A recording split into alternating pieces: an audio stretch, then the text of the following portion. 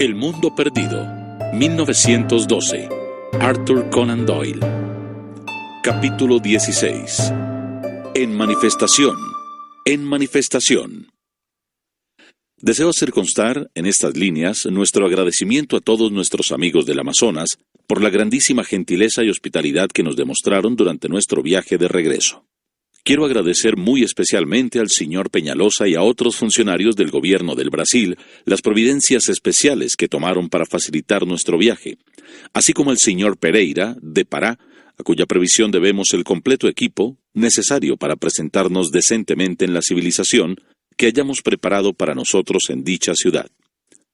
Resulta ingrata retribución a tanta cortesía como encontramos que tengamos que engañar a nuestros huéspedes y benefactores, pero en verdad no teníamos alternativas en tales circunstancias, y desde aquí debo decirles que solo perderán su tiempo y su dinero si intentan seguir nuestras huellas. Incluso los nombres han sido alterados en nuestros relatos, y tengo la absoluta certeza de que nadie, aun estudiándolos cuidadosamente, podría llegar ni siquiera a 1000 millas de nuestra tierra desconocida. Nosotros creíamos que la conmoción causada en todos los lugares de Sudamérica que habíamos atravesado era puramente local, y puedo asegurar a nuestros amigos de Inglaterra que no teníamos noción de la bulla que el simple rumor de nuestras aventuras había causado en Europa. Solo cuando el Hibernia se halló a unas 500 millas de Southampton y empezaron a llegar los cables inalámbricos de un periódico tras otro y de una agencia tras otra, ofreciéndonos grandes sumas por un breve mensaje de respuesta acerca de nuestros descubrimientos, comprendimos hasta qué punto se había intensificado la atención, no solo del mundo científico, sino del público en general. No obstante, quedó acordado entre nosotros que ninguna declaración precisa sería entregada a la prensa hasta que nos hubiésemos puesto en contacto con los miembros del Instituto Zoológico, ya que como delegados suyos, nuestro claro deber era entregar nuestro primer informe al organismo del que habíamos recibido nuestra misión investigadora. Por ello, aunque hallamos Southampton lleno de periodistas, rehusamos completamente cualquier información, lo cual tuvo como efecto natural que la atención del público se concentrase en la reunión anunciada para la noche del 7 de noviembre. El Zoological Hall, que había sido el escenario de los comienzos de nuestra tarea, fue hallado demasiado pequeño para esta asamblea, y solo se pudo encontrar acomodación para ello en el Queen's Hall de Regent Street. Es ya de dominio público que si los organizadores se hubieran arriesgado en el Albert Hall, aún en este lugar hubiera escaseado el espacio. La gran reunión había sido fijada para la segunda noche después de nuestra llegada. La primera, sin duda, la dedicamos a los propios y apremiantes asuntos personales que debían absorbernos. De los míos no puedo hablar todavía. Quizá cuando estén más alejados en el tiempo pueda pensar en ello, y hasta hablar de ello con menos emoción. He revelado al lector, al principio de este relato, cuáles fueron las fuentes que me impulsaron a la acción. Quizás sea mejor que lleve esta historia adelante y muestre también sus resultados. Y tal vez llegue el día en que piense que las cosas sucedieron de la mejor manera posible. Por lo menos, he sido impulsado a tomar parte en una aventura maravillosa, y no puedo menos que agradecer a la fuerza que me empujó a ella. Y ahora entro en el momento supremo y memorable que da fin a nuestra aventura. Estaba yo atormentando mi cerebro para idear la mejor manera de describirlo cuando mis ojos toparon con la edición de mi propio periódico que correspondía al 8 de noviembre, que contiene el excelente y exhaustivo reportaje de mi amigo y colega McDonough. ¿Qué mejor puedo hacer que transcribir su relato, con titulares y todo?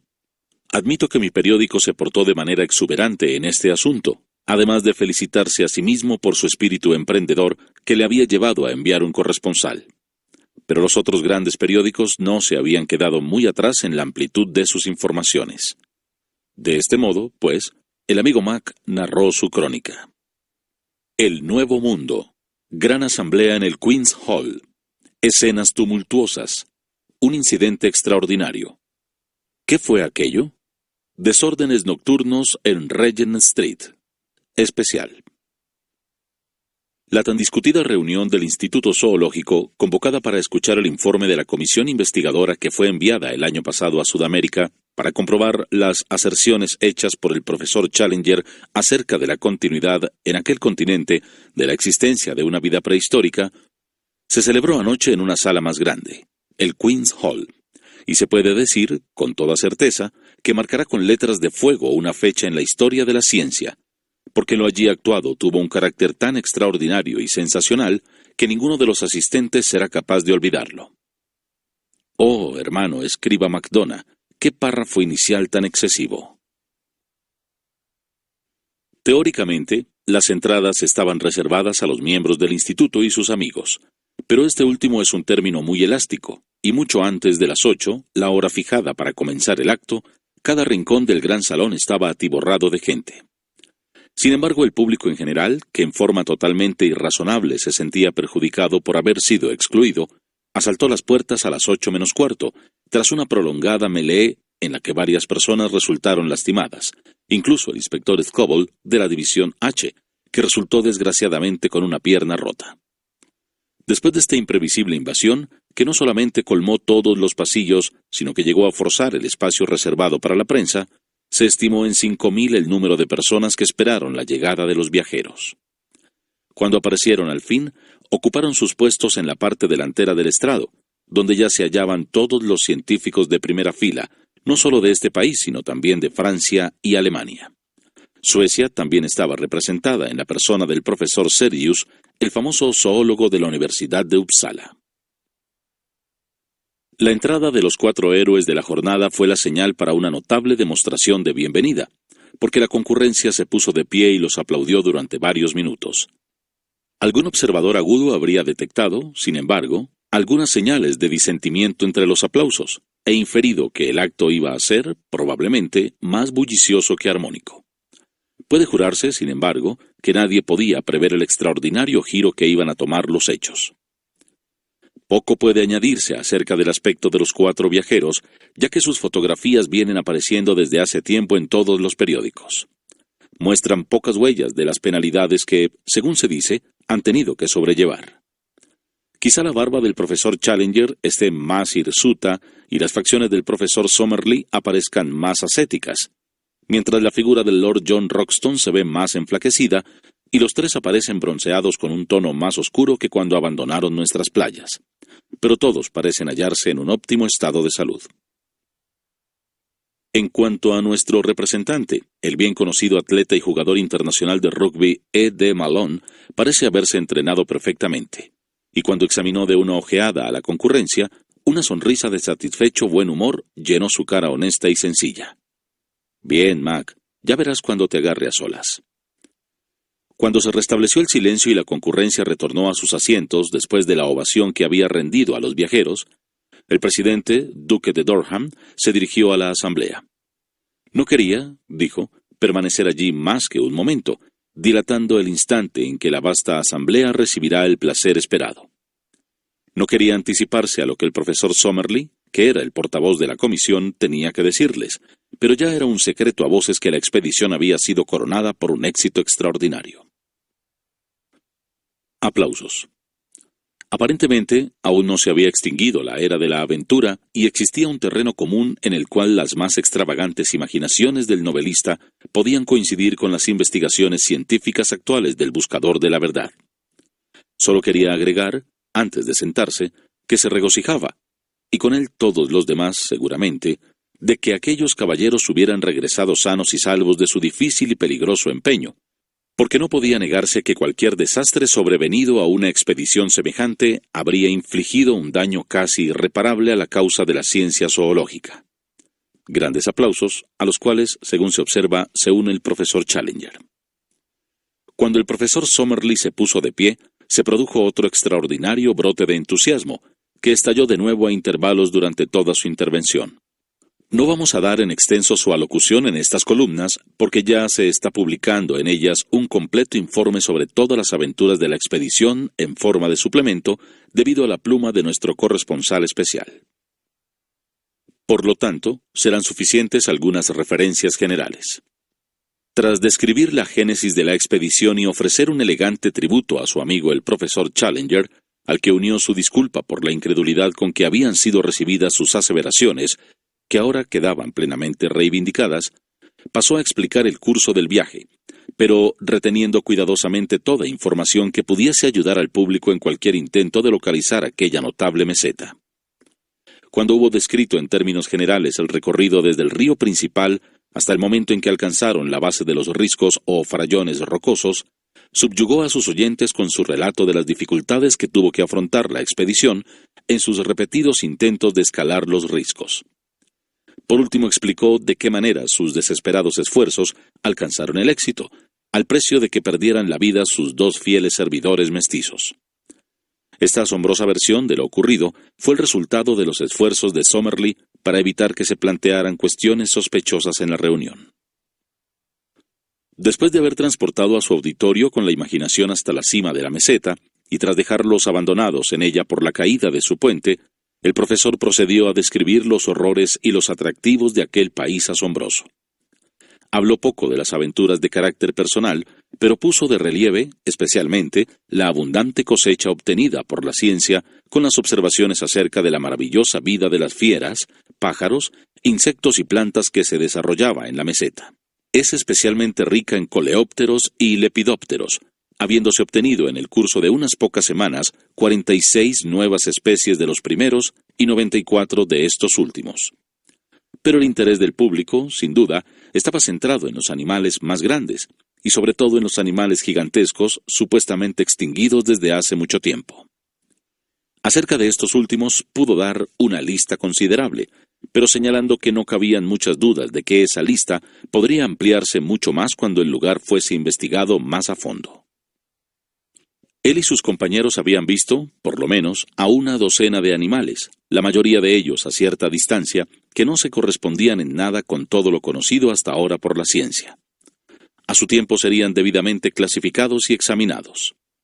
Citó una serpiente, por ejemplo, cuya muda de piel, de color púrpura intenso, tenía 50 pies de longitud, y mencionó un ser blanco que parecía ser un mamífero, y que en la oscuridad emanaba una fosforescencia muy marcada.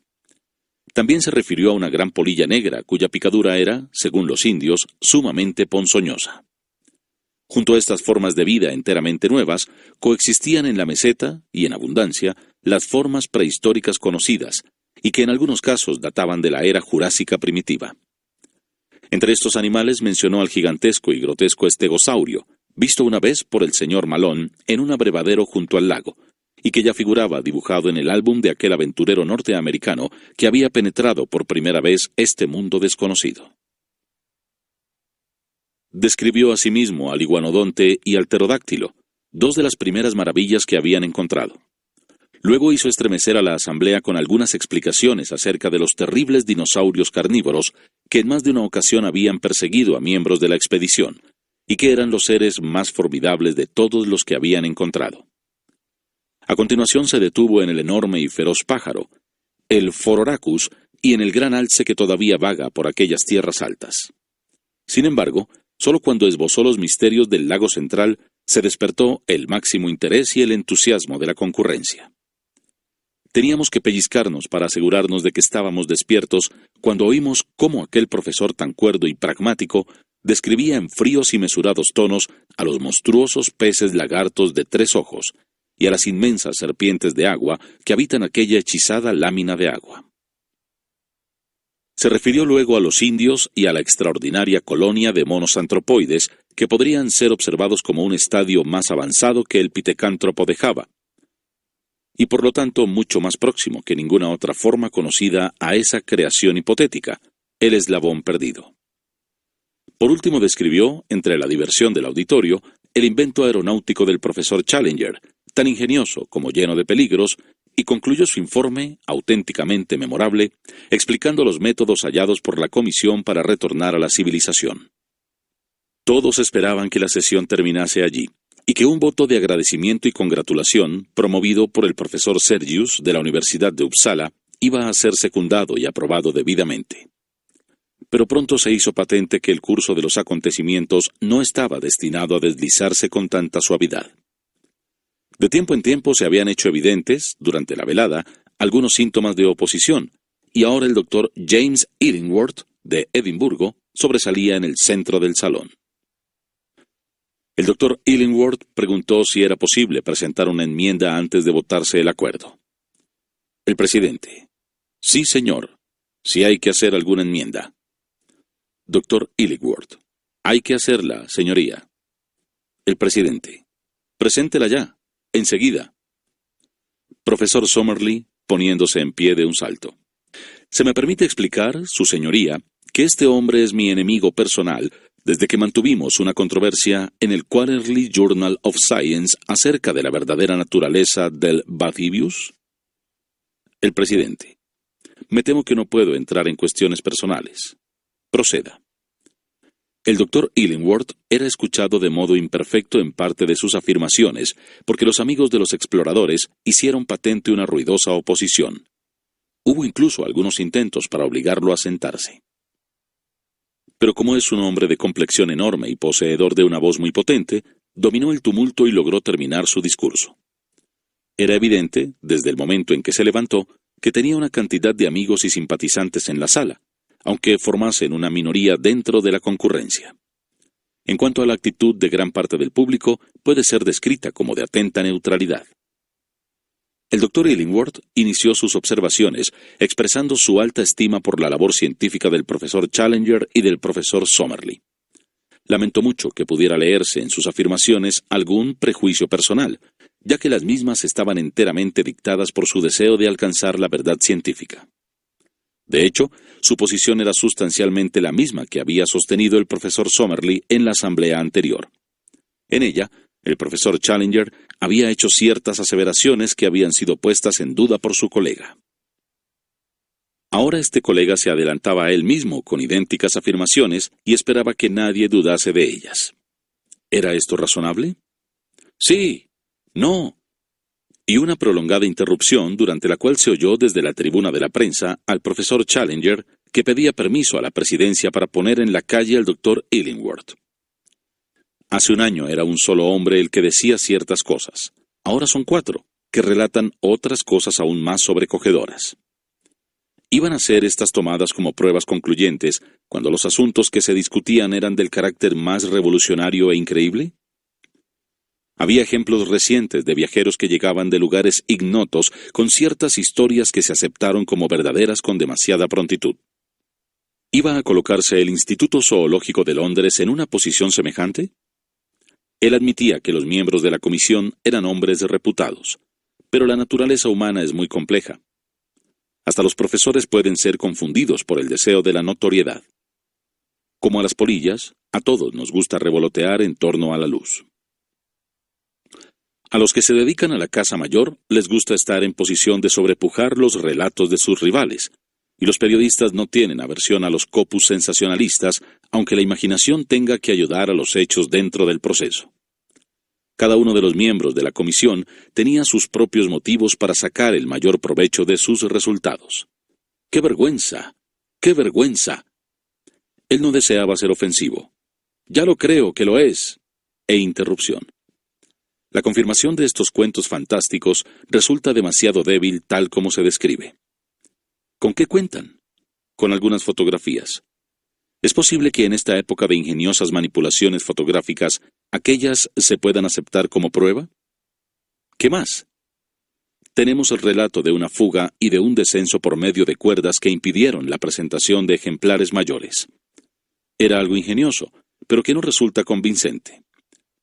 Se dio a entender que Lord John Roxton aseguraba que tenía el cráneo de un Phororhacus. Solo podía decir que le gustaría ver tal cráneo. Lord John Roxton. ¿Este fulano me está llamando embustero? Alboroto. El presidente. ¡Orden! ¡Orden! Doctor Illingworth, tengo que exigirle que concluya con sus observaciones y presente su enmienda. Doctor Illingworth. Señoría, tengo algo más que decir, pero acato sus reglas. Propongo, pues, que al mismo tiempo que se dan las gracias al profesor Summerlee por su interesante discurso, se declare que la cuestión en su conjunto debe ser considerada como non probem y que debe volver a manos de una más amplia, y si es posible, una más fiable comisión investigadora. Resulta difícil describir la confusión que causó esta enmienda. Un amplio sector de la audiencia expresó su indignación ante semejante menosprecio por la reputación de los exploradores, con ruidosos gritos y frases de disidencia como «que no se someta a votación», «retírela», «que lo echen». Por otra parte, los descontentos, y no podía negarse que eran bastante numerosos, aplaudían la enmienda con gritos de «¡Orden! ¡Siéntense!» y «¡Juego limpio!». Se trabó un forcejeo en los bancos del fondo y se cambiaron golpes a discreción entre los estudiantes de medicina que colmaban aquella parte del salón. Solo gracias a la influencia moderadora del gran número de señoras allí presentes, pudo prevenirse un tumulto absoluto. De pronto, sin embargo, hubo una pausa, siseos para hacer callar a la concurrencia y, por fin, un completo silencio. El profesor Challenger se había puesto de pie. Su apariencia y sus maneras atraen extrañamente la atención, y cuando levantó su mano para exigir orden, toda la concurrencia se sentó para escucharle llena de expectativa. Muchos de los aquí presentes recordarán quizá, dijo el profesor Challenger, que escenas de similar estupidez y mala educación caracterizaron la última reunión en que pude dirigir la palabra. En aquella ocasión fue el profesor Summerlee el principal ofensor, y aunque ahora aparece castigado y contrito, el asunto no podía caer enteramente en el olvido. Esta noche he escuchado expresiones similares, pero aún más ofensivas, de parte de la persona que acaba de sentarse, y aunque para colocarse en su mismo nivel mental es necesario hacer un esfuerzo consciente de anulación personal, trataré de lograrlo para poder allanar cualquier razonable duda que pudiera existir en la mente de cualquiera. Risas e interrupción. No necesito recordar a este auditorio que a pesar de que el profesor Summerlee, como jefe de la comisión investigadora, ha tenido que tomar la palabra esta noche, sigo siendo yo el verdadero e inicial promotor de este asunto, y a mí se debe principalmente cualquier resultado venturoso. Yo he conducido sanos y salvos a estos 3 caballeros al lugar mencionado, y soy yo, tal como ustedes lo han escuchado, quien los convenció de la exactitud de mi experiencia anterior. Esperábamos que no hallaríamos, a nuestro regreso, a ninguna persona tan estúpida como para contradecir nuestras conclusiones conjuntas. No obstante, prevenido por mi experiencia anterior, no he dejado de traer pruebas suficientes como para convencer a personas razonables. Como ha explicado el profesor Summerlee, cuando los monoshombres registraron nuestro campamento, metieron mano en nuestras cámaras arruinando la mayor parte de nuestros negativos. Burlas, risas y un «cuéntanos otra» desde atrás. Ya he mencionado a los monoshombres, y no puedo dejar de decir que algunos de los sonidos que ahora llegan a mis oídos me retrotraen vívidamente en mi recuerdo a las experiencias con estos interesantes animales. Risas. A pesar de la destrucción de tantos negativos de valor incalculable, todavía queda en nuestra colección un cierto número de fotografías que corroboran las condiciones de vida en dicha meseta. ¿Nos acusan de haberlas falseado? Una voz. Sí. Y considerables interrupciones que concluyen con la expulsión de varios hombres que son sacados de la sala. Los negativos estaban a disposición de expertos para que los examinasen. Pero, ¿no había otras pruebas? En las condiciones en que se produjo su huida, era naturalmente imposible acarrear un equipaje de gran volumen, pero se han rescatado las colecciones de mariposas y escarabajos del profesor Summerlee, que contienen muchas especies nuevas. ¿No era esto una prueba? Algunas voces. No. ¿Quién ha dicho no? Dr. Illingworth levantándose. Nosotros sostenemos que una colección semejante puede haberse recogido en otros lugares y no en una meseta prehistórica. Profesor Challenger. Sin duda, señor, debemos inclinarnos ante su autoridad científica, aunque debo admitir que su nombre no me resulta familiar. Pasemos, pues, de las fotografías y de las colecciones entomológicas para llegar a la variada y minuciosa información que hemos aportado con nosotros acerca de puntos que hasta ahora nunca se habían elucidado. Por ejemplo, acerca de las costumbres domésticas del pterodáctilo. Una voz. ¡Tonterías! Y griterío general. Digo que podemos proyectar un haz de luz sobre las costumbres domésticas del pterodáctilo. Puedo mostrarles a ustedes un dibujo de mi álbum, tomado del natural, que los convencería de... Dr. Illingworth. Ningún dibujo va a convencernos de nada. Profesor Challenger. ¿Necesitan ver la cosa en sí? Dr. Illingworth. Indudablemente. Profesor Challenger. ¿Y entonces la aceptarían? Dr. Illingworth riendo.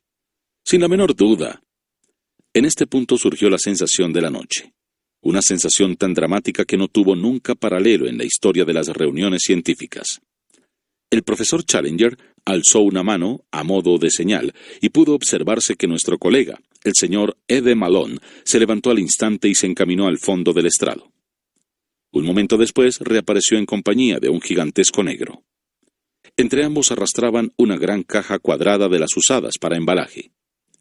Era evidentemente muy pesada y fue arrastrada lentamente hasta colocarla delante de la silla del profesor.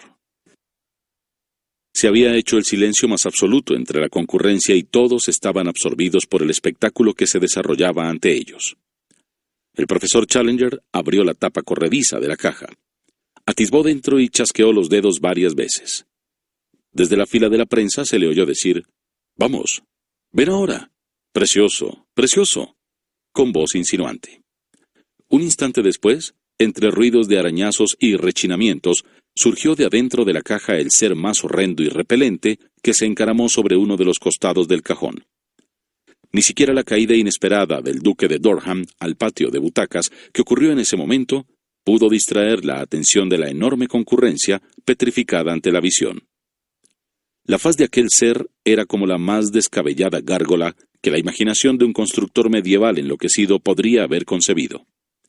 Era maliciosa, horrible, con dos pequeños ojos rojos que brillaban como carbones encendidos. Su boca alargada y feroz, medio abierta, estaba repleta de dientes en doble fila y parecidos a los de un tiburón.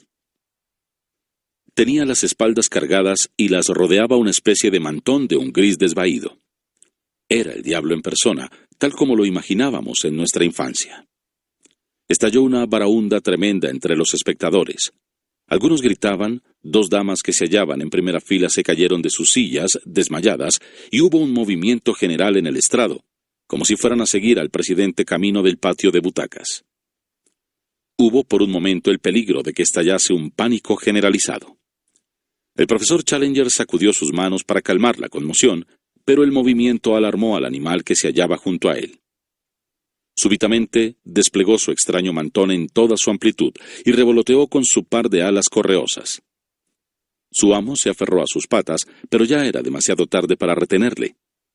Había saltado de su percha y circulaba lentamente alrededor del recinto del Queen's Hall con el aleteo seco y correoso de sus alas de 10 pies, mientras un olor pútrido y solapado invadía toda la sala. Los gritos del público que estaba en las galerías, que se alarmó ante la proximidad de aquellos ojos incandescentes y aquel pico asesino, excitaron al animal hasta el frenesí. Volaba cada vez más rápido, chocando contra las paredes y las lámparas en su ciego frenesí de temor. «¡La ventana! ¡Por amor de Dios! ¡Cierren esa ventana!», rugía el profesor desde la tribuna, bailoteando y retorciéndose las manos en agónica aprensión.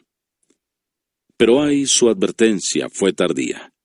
En un instante, aquella bestia, dando golpes y topetazos en las paredes como una enorme polilla dentro de la pantalla de una lámpara de gas, llegó a la abertura, la atravesó comprimiendo su hedionda corpulencia y desapareció. El profesor Challenger se dejó caer en su silla con la cara oculta entre sus manos, mientras la concurrencia dejaba escapar un largo y profundo suspiro de alivio al comprender que el incidente había terminado. ¿Y entonces?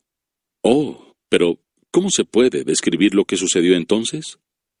La total exuberancia de la mayoría y la reacción unánime de la minoría se unieron para engendrar una gran ola de entusiasmo que se agitó desde el fondo de la sala, cobró volumen al avanzar, barrió el patio de butacas, sumergió el estrado y arrastró a los 4 héroes sobre su cresta. Bien por ti, Mac. Si la concurrencia se había comportado antes con injusticia, ahora se corregía ampliamente. Todos se habían puesto de pie. Todos se movían, gritaban, gesticulaban. Una densa multitud de hombres que aplaudían rodeó a los 4 viajeros. «¡Arriba con ellos! ¡Arriba con ellos!», gritaban cientos de voces. En un instante las 4 figuras sobresalieron por encima de la muchedumbre. En vano se esforzaron por soltarse. Los sostuvieron en sus elevados puestos de honor. En realidad hubiera sido difícil que los bajasen al suelo, aunque lo desearan. Tan densa era la multitud que los rodeaba. «Por Regent Street, por Regent Street», resonaban las voces. Hubo un remolino en la apiñada muchedumbre. Luego una lenta corriente, sosteniendo a los cuatro sobre sus hombros, se abrió camino hacia la puerta. En la calle la escena era extraordinaria. Una reunión de no menos de 100,000 personas estaba esperando. La compacta muchedumbre se extendía desde el otro lado del Hotel Langham hasta Oxford Street.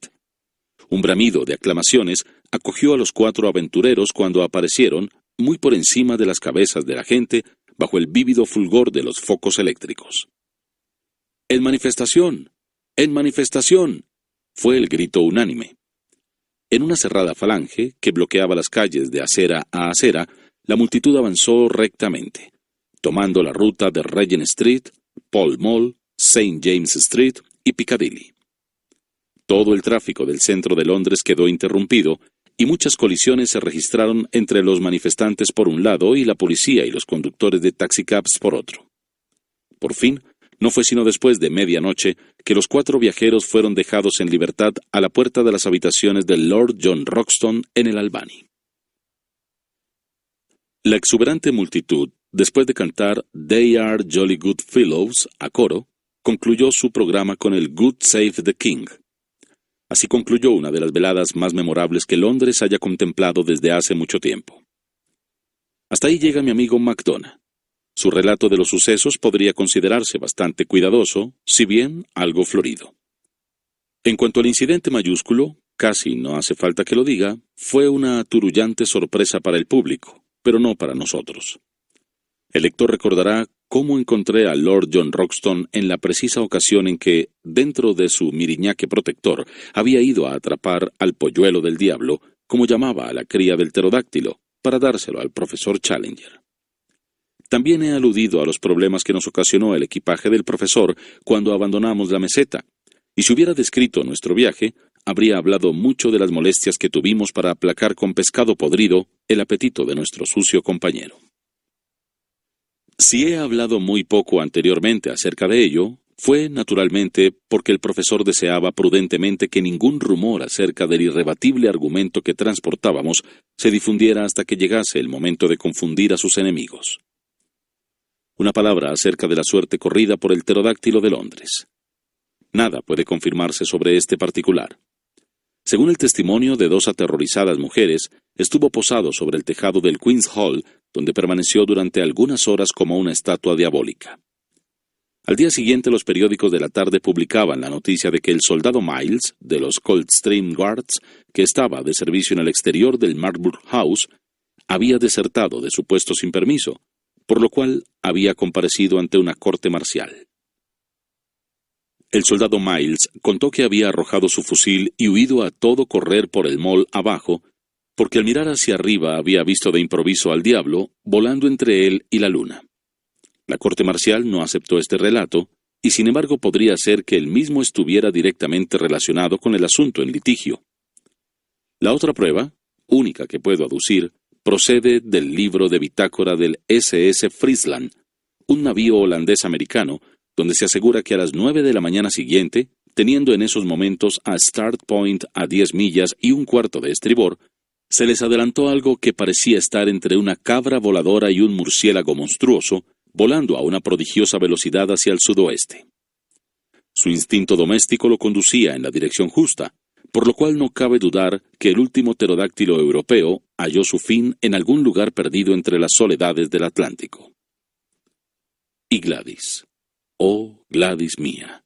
Gladys, la del místico lago, que ahora será rebautizado como Lago Central, de ningún modo alcanzará la inmortalidad por mi intermedio. ¿Acaso no había advertido yo nunca que en su naturaleza había alguna fibra inflexible? ¿Acaso no percibía, incluso en los tiempos en que estaba orgulloso de obedecer sus mandatos, que era seguramente un amor muy pobre el que era capaz de enviar a su amado a la muerte o al peligro que conduce a la aniquilación? ¿Acaso, en mis pensamientos más verdaderos, que siempre se repetían y siempre echaba a un lado, no divisaba, más allá de la belleza del rostro e inclinándome dentro del alma, las sombras gemelas del egoísmo y de la inconstancia destacándose oscuramente allá en el fondo? ¿Amaba ella lo heroico y lo espectacular por su misma nobleza, o iba detrás de la gloria que pudiera reflejarse sobre ella misma sin esfuerzo ni sacrificio? ¿O bien estos pensamientos son el resultado de la vana sabiduría que sucede a los hechos? Fue el mayor golpe de mi vida. Por un momento esa conmoción me convirtió en un cínico. Pero ha pasado ya, mientras escribo, una semana. Hemos celebrado nuestra trascendental entrevista con Lord John, y bueno, quizá las cosas podrían haber sido peores. Dejádmelo contar en pocas palabras. En Southampton no había carta ni telegramas para mí, de modo que llegué a la pequeña villa de Streatham hacia las 10 de la noche, invadido por una alarma febril. ¿Estaría viva o muerta? ¿Dónde habían quedado todos mis sueños nocturnos de brazos abiertos, el rostro sonriente, las palabras de alabanza para su hombre, el que había arriesgado su vida para complacer un antojo suyo? Yo había caído ya de las altas cimas y estaba con los pies bien asentados sobre la tierra. Sin embargo, algunas buenas razones me habrían hecho volar de nuevo hacia las nubes. Atravesé presuroso el sendero del jardín. Llamé a la puerta. Oí dentro la voz de Gladys. Hice a un lado a la atónita doncella e irrumpí en la sala. Ella estaba sentada en un taburete bajo la luz de una lámpara de pie con pantalla que estaba junto al piano. Crucé la habitación en 3 pasos y cogí sus 2 manos entre las mías. «¡Gladys!», exclamé. «¡Gladys!». Ella levantó la vista para mirarme con asombro. Algo había cambiado en ella de una manera sutil. La expresión de sus ojos, la mirada dura y levantada, los labios rígidos, todo era nuevo para mí. Retiró las manos. «¿Qué significa esto?», dijo. «Gladys», exclamé. «¿Qué sucede? Tú eres mi Gladys, ¿no eres la pequeña Gladys Hungerton?» «No», dijo. «Yo soy Gladys Potts. Permíteme que te presente a mi marido». Qué absurda es la vida. Me hallé inclinándome y estrechando la mano de un hombrecillo de cabellos color de jengibre que estaba repantigado en el hondo sillón que en otro tiempo había estado consagrado a mi propio uso. Ambos intercambiamos inclinaciones de cabeza y sonrisas forzadas, puestos de pie uno frente al otro. «Papá ha permitido que nos quedásemos a vivir aquí. Estamos terminando de arreglar nuestra casa», dijo Gladys. «¿Ah, sí?», dije yo. «Entonces no recibiste mi carta en Pará, ¿verdad?» «No, no recibí ninguna carta». «Oh, qué lástima. Ella te lo hubiera aclarado todo». «Todo está bastante claro», dije. «Le he contado todo a William acerca de ti», repuso ella. «No tenemos secretos. Siento tanto lo ocurrido. Sin embargo, la cosa no sería tan profunda si te permitió marcharte a otro lado del mundo, dejándome sola. No eres rencoroso, ¿verdad?» «No, en absoluto». «Bien, creo que me voy». «Tome usted algún refresco», dijo el hombrecito y añadió en tono confidencial. «Siempre sucede así, ¿no es cierto? Y debe ser así a menos que exista la poligamia, solo que al revés. Usted me comprende». Se rió como un idiota mientras yo me encaminaba hacia la puerta. Ya iba a atravesarla cuando un impulso súbito y fantástico me hizo volver atrás para ir al encuentro de mi rival triunfante, que miró nerviosamente hacia el timbre eléctrico. «¿Querría usted contestarme una pregunta?», pregunté. «Bueno, si es razonable», dijo. «¿Cómo lo consiguió? ¿Buscó un tesoro escondido? ¿Descubrió uno de los polos? ¿Superó a algún pirata? ¿Cruzó a nado el Canal de la Mancha? ¿O qué? ¿Dónde está la fascinación romántica? ¿Cómo la conquistó?». Me miró fijamente con una expresión desesperanzada en su rostro vacío, bonachón, insignificante. «¿No cree usted que todo esto es algo demasiado personal?», dijo. «Bueno, una sola pregunta más», exclamé. «¿Qué es usted? ¿Cuál es su profesión?». «Soy escribiente de un procurador», dijo. «El segundo en las oficinas de Johnson and Merrivals 41, Chancery Lane». «Buenas noches», dije, y desaparecí entre las sombras, como todos los héroes desconsolados y con el corazón deshecho, con la pena, la ira y la risa hirviendo dentro de mí como en una olla puesta al fuego. Otra pequeña escena y habré terminado. Anoche hemos cenado todos en las habitaciones del Lord John Roxton, y de sobremesa nos sentamos a fumar en buena camaradería y hablamos otra vez de nuestras aventuras. Resultaba extraño ver en este entorno distinto las caras y figuras tan conocidas y habituales.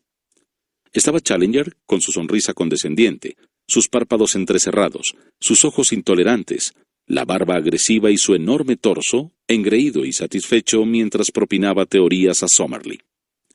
Y también estaba allí Somerley, con su corta pipa de escaramujo entre el delgado bigote y su gris barba de chivo, adelantando su rostro consumido para debatir vehementemente todas las afirmaciones de Challenger. Y por último allí estaba nuestro anfitrión, con su rostro ceñudo y aguileño y sus fríos y azules ojos de glaciar, en cuyas profundidades siempre resplandecía una llamita de humor y malicia. Esta es la última imagen de ellos que me llevo conmigo. Era después de la cena, en su propio sanctum, la habitación de luminosidades rosáceas y los innumerables trofeos, donde Lord John Roxton se proponía decirnos algo. Sacó de un aparador una vieja caja de cigarros y la depositó encima de la mesa. «Hay una cosa», dijo, «que quizá debía haberles dicho antes de ahora, pero quería saber algo más claramente qué cosa tenía entre manos. No tiene sentido despertar esperanzas que luego se disipan, pero son hechos, no esperanzas, lo que ahora tenemos con nosotros. Recordarán ustedes aquel día en que hallamos el nidal de los pterodáctilos en la ciénaga, ¿no? Bueno, algo en la situación del terreno me llamó la atención. Quizá ustedes no lo advirtieron, por eso lo refiero ahora. Era una tronera volcánica llena de arcilla azul. Los profesores asintieron con movimientos de cabeza. Y bien, de todos los lugares del mundo que he visitado, solo en otro hallé una boca volcánica de arcilla azul. Fue en la gran mina de diamantes de Beers en Kimberley, ¿eh? Como ustedes ven, los diamantes se me metieron en la cabeza. Aparejé una armadura para mantener a distancia a aquellas hediondas bestias y pasé allí un día feliz empuñando una escarda. Esto es lo que saqué. Abrió su caja de cigarros y dándole vuelta dejó caer unos 20 o 30 piedras toscas, cuyo tamaño variaba entre el de un guisante y el de una castaña. Tal vez pensarán ustedes que debía haberlo contado antes. Bueno, así lo habría hecho, solo que sé que hay montones de trampas para el incauto, y que muchas piedras de cualquier tamaño pueden resultar de poco valor una vez que se aclara su color y consistencia. Por eso las traje. Y el primer día de nuestro arribo a casa, llevé una al joyero Spink y le pedí que la tallase toscamente y que la tasase. Sacó de su bolsillo una caja de píldoras y cogió un hermoso diamante que resplandecía, una de las piedras preciosas más bellas que había visto en mi vida. «Ahí está el resultado», dijo. El joyero tasó el lote en un precio mínimo de 200,000 libras. Por supuesto, lo repartiremos entre nosotros 4. No quiero oír nada en contrario. ¿Y bien, Challenger? ¿Qué hará con sus 50,000? Si realmente insiste usted en su generoso parecer, dijo el profesor, fundaré un museo privado, algo que ha sido uno de mis sueños desde hace mucho tiempo. ¿Y usted, Somerley? Me retiraré de la enseñanza, y así hallaré tiempo para proseguir mi clasificación definitiva de los fósiles calcáreos. Y yo usaré mi parte, dijo Lord John Roxton, para equipar una expedición bien organizada y echar otro vistazo a nuestra vieja y querida meseta. En lo que se refiere a usted, compañerito, por supuesto gastará la suya en casarse. Pues no pienso hacerlo todavía, dije con una sonrisa apesadumbrada. Creo que más bien me gustaría ir con usted si me acepta. Lord Roxton no dijo nada, pero una mano morena se extendió hacia mí a través de la mesa.